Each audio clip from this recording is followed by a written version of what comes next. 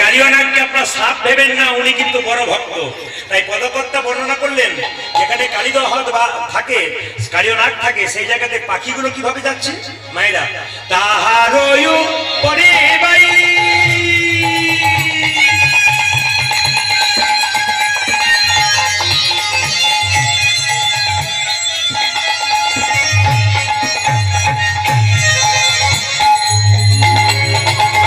যদি পাখি উড়ি যাই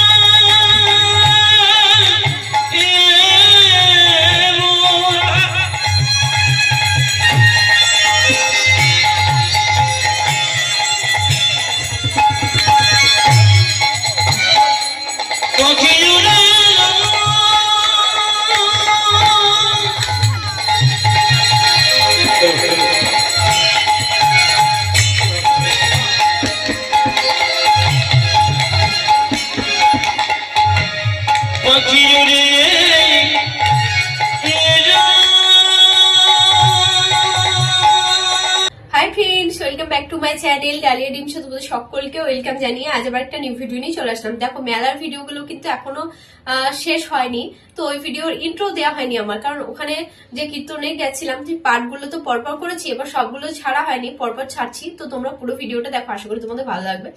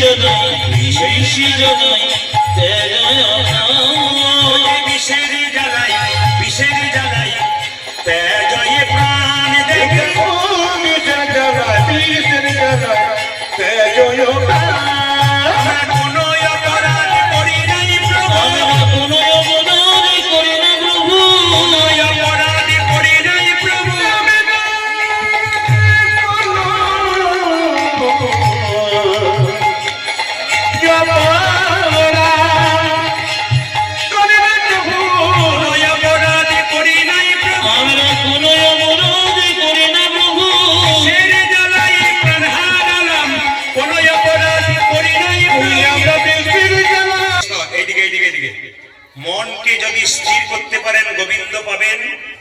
মন যদি চঞ্চল, একটু ঘাসে চেটে চেটে খাই, ঘাসগুলোতে চাটছে, অমৃত তো পড়ে নাই, ঘাসগুলোতে জিভ দিয়ে চাটতে চাটতে জিভটা কেটে দুটুকরো হয়ে গেছে। এই ঘাসটার নাম কি ছিল? এরকা ঘাস, যাকে বলা হয় কুশ ঘাস। জিভ দিয়ে চার কেটে গেছে, তখন থেকে সাপেদের জিভটা কাটা। এইবার সবাই লক্ষ্য করুন, যে যেখানে বসে আছেন ভাইরা, যেদিন কৃষ্ণ কালিয়ানাগকে দমন করবে সেদিন একটা সুযোগ পেয়েছিল, দাদা বলরামের জন্মদিন। প্রশ্ন করবেন, কৃষ্ণ মনে মনে ভাবছে দাদা বলরাম যদি থাকে তাহলে তো আমি কালিয়ানাগকে দমন করতে পারবো না। আজকে দাদা বলরামের জন্মদিন, আজকে দাদা যাবে না, আমি এই ফাঁকে কালিয়ানাগকে দমন করে ফেলবো।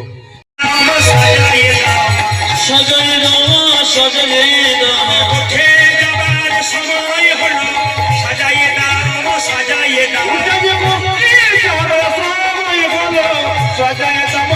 সাজাইয়ে দাও, আমার কষ্টে যাবার সময় হলো, সাজাইয়ে দাও সাজাইয়ে দাও, আমার কষ্টে যাবার সময় হলো, সাজাইয়ে দাও সাজাইয়ে দাও, আমার সিদানে সুদানে দাঁড়াইয়ে আছে, সাজাইয়ে দাও সাজাইয়ে দাও, সাজায় দামা সাজায় না আমার আরে যে ধরে তো ধরে না মা সাজাইয়ে দাও মা সাজাইয়ে দাও আমার আরে ধরে না তো কেউ যেতে দেবেন জোরে বলুন হানা দেবেন যদি পরীক্ষা থাকে তবে যেতে দেবেন বাকি দেবে দেবেন মা যশোদা বলছে হ্যারে কানাই আজকে দাদা বলরামের জন্মদিন কত ভালো ভালো খাবার হবে কত লোক বাড়িতে আসবে আজ তোকে যেতে দেবো না কৃষ্ণ মনে মনে ভাবছে মা আজই তো সুযোগ দাদা বলাই থাকলে তো পারবো না তাই আমি আজকে কালীনাথকে দমন করবো তাই মা আমাকে সাজিয়ে দাও না বাবা আজকে তোকে যেতে দেবো না মা কোনো মতে যেতে দিচ্ছে না মাকে তাড়াতাড়ি বলছে মা তুমি তো খুব স্বার্থপর বলে কেন নবলক্ষ ধেনু আমার জন্য অপেক্ষা করে আছে আমি না গেলে তারা খেতে পারবে না তাহলে আমি তো তোমার কাছে খাবো কিন্তু ওরা যে না খেয়ে মরবে হ্যাঁ ঠিক বলেছিস কি বলছিস বল কৃষ্ণ বলছে মা নবলক্ষ ধেনুর দল কে যোগাবে তিন দল আজ নবলক্ষ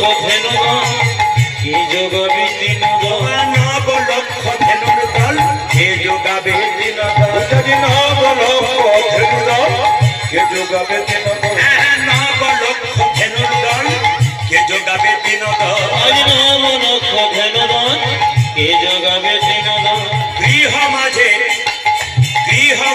রহিতে না পারি মা তোমার গমজে রহিতে না পারি গৃহ মাঝে রহিতে না পারি আমার গমজে রহিতে না পারি আমি ঘরে রইতে পারি না আমি ঘরে রইতে পারি না ঘরে রইতে পারি না ঘরে রইতে পারি না তো যদি আমায় ডাকে ঘরে রইতে পারি না আমি ভক্ত যদি আমার আগে ঘরে রইতে পারি না আমার ভক্ত যদি আমায় ডাকে ঘরে রইতে পারি না আমার ভক্ত যদি আমার আগে ঘরে রইতে পারি না আজ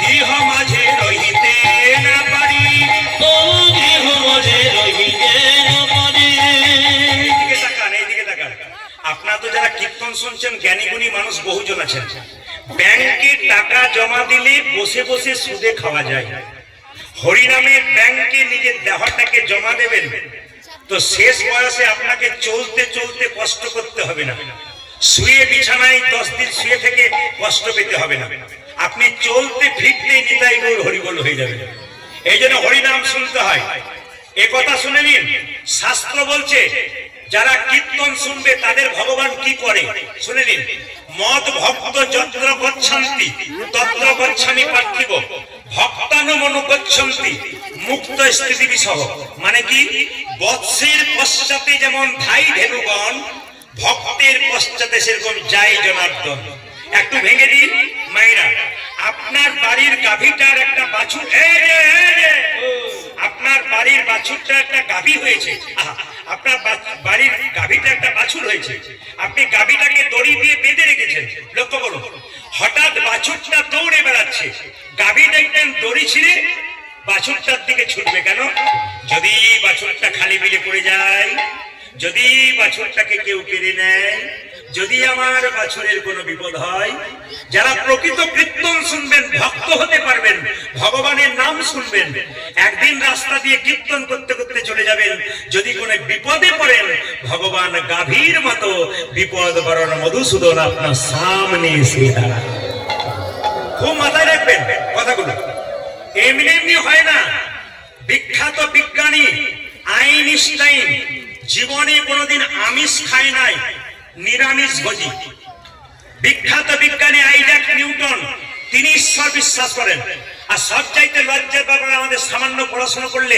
আর সে ভগবানকে কেয়ার করে না বলে আমি খাচ্ছি আমি পড়ছি আমি ছাড়া কে করছে ভগবান বলে কেউ নেই এটা হচ্ছে সবচাইতে লজ্জার ব্যাপার আমাদের বিখ্যাত ক্রিকেটার বিরাট কোহলি যিনি আমাদের তেন্ডুলকরের চাইতে বড় মানে খেলাতে তিনি পর্যন্ত জীবনে কোনোদিন আমিষ খায় নাই নিরামিষ খেয়েছে আর আমি আপনাদের বাচ্চাদেরকে কি শিক্ষা দেন আমিষ খাওয়া নইলে শক্তি হবে না দেখবি হাড় মোটা হবে না ওরা কি করছে ব্যাটের পর ব্যাট 6 মারছে কি করে জানতে হবে শিখতে হবে কীর্তন শুধু শোনা নয় কীর্তনের মধ্যে অনেক শিক্ষা আছে এই শিক্ষার জন্য মানুষ ছুটে আসে কেন যারা জ্ঞানী ব্যক্তি তারা ছুটে আসেন কেন কিছু নেবার জন্য আমি যে 3 ঘন্টা আসলে বসে থাকবো আমি কি পেলাম প্রদীপ বাবুর কাছ থেকে আমাকে তো হিসাব করে যেতে হবে আমি শুধু গান শুনলাম কিছুই পেলাম না তা তো বললে হবে না গানও শুনতে হবে পদাবলী শুনতে হবে সব কথাই শুনতে হবে তাই ভগবান শ্রীকৃষ্ণ বলছে মা আমাকে আমাকে সাজিয়ে দাও। তুই কি করবি বাবা? কি করবো জানিস? মাগো আমি চড়াবো বাছুর, মাগো আমি চড়াবো বাছুর, মাগো আমি চড়াবো বাছুর। এই যে আপনারা যারা কীর্তন শুনতেছেন মন দিয়ে শুনবেন। নবলক্ষ ধেনু কৃষ্ণের বাবা ছিল। 9 লাখ 10টা গরু রাখতে গিয়ে চলে যাচ্ছেন, আর 9 লাখ তার কত বড় গোয়াল দরকার? না না, নবলক্ষ, নব মানে নতুন, লক্ষ্য মানে উদ্দেশ্য। ভগবান গোচারণে যেতেন কেন? আমার ভক্তদেরকেও কষ্ট দিচ্ছে কিনা, নতুন নতুন উদ্দেশ্যে যেতেন। মাগোই আমি চড়াবো বাছুর, আমি চড়াবো বাছুর, ওরে মাগোই আমি চড়াবো বাছুর, ও মামা মাগোই আমি চড়াবো বাছুর। পড়াইয়া দেহ ধরা মন্ত্র পড়ি মাধি চূড়া,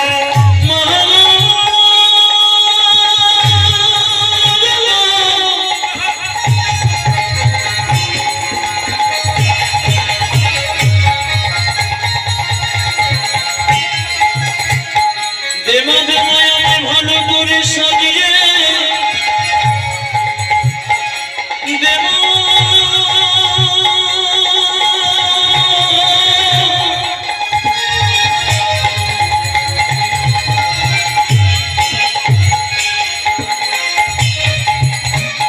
আমার এই গোষ্ঠী আমার সময়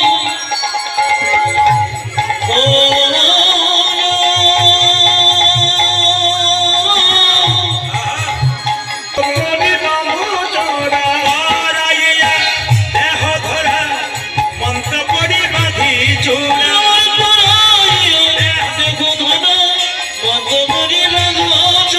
চরণেতে চরণেতে পরা মনুপুরি, চরণেতে চরণেতে পরা মনুপুরি। আমায় সাজাইয়ে দাও মা, সাজাইয়ে দাও, সাজাইয়ে দাও মা, সাজাইয়ে দাও,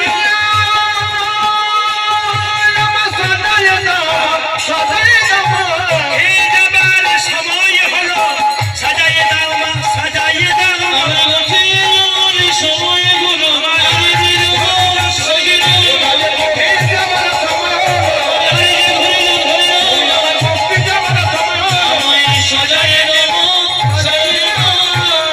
চরণেতে চরণেতে জোরে বলুন রাধা রানী কি। বাহ বাহ, সুন্দর পরিবেশ আপনাদের। একটু জোরে বলবেন শ্যাম সুন্দর কি, মদন মোহন কি। আপনারা যারা কীর্তন শুনতে এসছেন, আপনাদের একটা ভগবানের কাছে প্রার্থনা করে গেলাম, আপনাদের গাড়ি বাড়ি টাকা পয়সা ধন্দলত হোক আর না হোক, আপনাদের একটা করে জিনিস হোক, আমি এটা চাই। কি বলুন তো? আপনাদের বাড়ি বাড়ি যেন একটা করে কৃষ্ণ ভক্ত সন্তান জন্ম। হিন্দু সনাতন ধর্ম যেন জেগে আছে, আমরা যেন জোর করে বলতে পারি আমি হিন্দু, এই শক্তি যেন আপনার থাকতে পারে। এই জন্য আমাদেরকে কি করতে হবে? হরিনাম শুনতে হবে, ভিড় বানাতে হবে। সবাই তাকাবেন, যে বসবে সে বুঝবে, যার অঞ্চল চল সে বুঝতে পারবে না কোনো মতেই। এই জন্য দেখবেন অনেকে দেখবেন হিন্দুরা, আমাদের হিন্দুরাই কিন্তু হিন্দুদের শত্রু। কেন বলুন তো? আপনি ভালো কাজ করবেন, আপনার পেছনে লোক লেগে যাবে। আপনি তিলক নিচ্ছেন, মালা নিচ্ছেন, পাশ থেকে দেখবেন আপনি যাতে নিতে না পারেন তার জন্য হাজার লোক দাঁড়িয়ে আছে। সাধুগুরু বৈষ্ণব রাস্তা দিয়ে পেরিয়ে যাচ্ছে, আমরা অপমান করছি, এর চাইতে লজ্জার কি আছে? আমি আপনাদের বলবো, সাধুগুরু বৈষ্ণবকে দেখলে আপনারা প্রণাম করুন, সম্মান দিন। আমরা যদি আমাদের সাধুগুরু বৈষ্ণবকে সম্মান না দিতে পারি, তাহলে অন্য জাতের লোক দেবে কি করে? তাই সবাই লক্ষ্য করুন ভাইরা, ভগবান শ্রীকৃষ্ণের মাথায় একটা পাখির পালক আছে, কাকের না কোকিলের? জোরে বলুন, জোরে বলুন। ময়ূরের? আমার আগে জানা ছিল না, ভাগ্যিস আপনারা এসেছেন। ভগবান শ্রীকৃষ্ণের মাথায় একটা ময়ূরের পালক ছিল। আচ্ছা, কেউ বলতে পারবেন যে কৃষ্ণের মাথায় যে ময়ূরের পালক, এই ময়ূরটা পূর্বজন্মে কে ছিল? তেতা যুগে রামচন্দ্র 14 বছর যেন বনবাসে গিয়েছিল, রাবণ সীতাকে হরণ করে নিয়ে গেল, একটা পাখি দেখবেন বাধা দিয়েছিল। জোরে বলুন, পাখিটার নাম কি? একটু জোরে বলুন। আচ্ছা, জটায়ু পাখি যখন বাধা দিল, রাবণ তখন জটায়ুর ডানা কি করেছিল জোরে বলুন? কেটে দিয়েছিল। জটায়ু যখন থরথর করে কাঁপছে, মৃত্যুর সঙ্গে লড়াই করছে, রামচন্দ্র ছুটে এসে বলেছিল, জটায়ু এই অবস্থা তোমার কে করলো? জটায়ু কেঁদে কেঁদে বলল, প্রভু রাম, আমি আমার মা সীতাকে বাঁচানোর চেষ্টা করলাম, কিন্তু আমি বাঁচাতে পারলাম না গো, আমি অনেক চেষ্টা করলাম, রাবণ আমার ডানা কেটে দিয়েছে, আমি তো মরবো। রামচন্দ্র বলল, আমি জানি তুমি মরবে, বলো জটায়ু মৃত্যুর আগে তুমি কি চাও? জটায়ু পাখি কেঁদে কেঁদে বলল, প্রভু এই জন্মে নয়, জন্মে জন্মে যেন তোমার সঙ্গ ছাড়া না হয়। আমি সুন্দরবন এলাকায় 25 তারিখে গান গাইছিলাম, একজন কৃষ্ণ ভক্তকে জিজ্ঞেস করলাম, আপনার বাড়ির যদি কেউ বলে আজ থেকে হরিনাম করবেন না, আপনি কি করবেন? নদীর জলে গিয়ে ঝাঁপ দিয়ে দেবো, তবু বাড়ি ঢুকবো না, কৃষ্ণ নাম ছাড়বো। যার রক্তে রক্তে কৃষ্ণ নাম ঢুকেছে তার চঞ্চলতা নেই, যার রক্তে রক্তে কৃষ্ণ নাম ঢুকেছে তার সিদ্ধান্ত একটাই, আমি হরি ভজন করব। সিদ্ধান্তে থাকবেন, চঞ্চল নয়, স্থির থাকবেন, আপনার কাজ আছে। কাল কাল করে রাবণ স্বর্গে সিঁড়ি বাঁধতে পারে নাই। কেউ যদি মনে করেন আমার এখন কম বয়স, আমি পরে করব, আপনার গ্যারান্টি নাই যে আপনি পর পর্যন্ত বাঁচবেন। আজকে রাত্রিতে কীর্তন শুনতে এসছেন, বাড়ি ফিরে যাবেন, গ্যারান্টি নাই। রাত্রিবেলায় শোবেন, সকালবেলায় চোখ খুললে আপনার সকাল হবে, আর চোখ না খুললে আপনার জীবনে পরকাল হবে। ট্রেন আসছে, সিগন্যাল দেয়, আমরা জানতে পারি ট্রেন আসছে। মৃত্যু আসবার সময় কোনো সিগন্যাল দেয় না, যে কোনো মানুষের জীবনে যে কোনো মুহূর্তে আসতে পারে।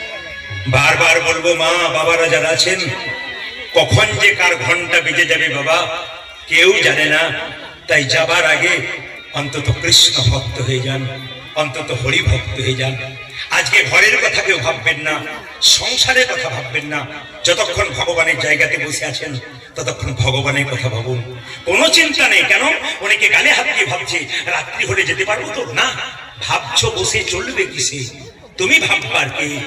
যিনি ভাববার তিনি ভাবছেন, তুমি বসে বসে ভাবো তাকে, তার ভাবনা তুমি করো, তোমার ভাবনা তিনি করবেন। তাই আমি আপনাদের বলতে চাই, ভগবান শ্রীকৃষ্ণের মাথায় ওই ওই জটায়ুকে বললো, তুই হবে কি? তুমি হবে আগামী জন্মে ময়ূর পাখি, তোমার পালক মাথায় দেবো।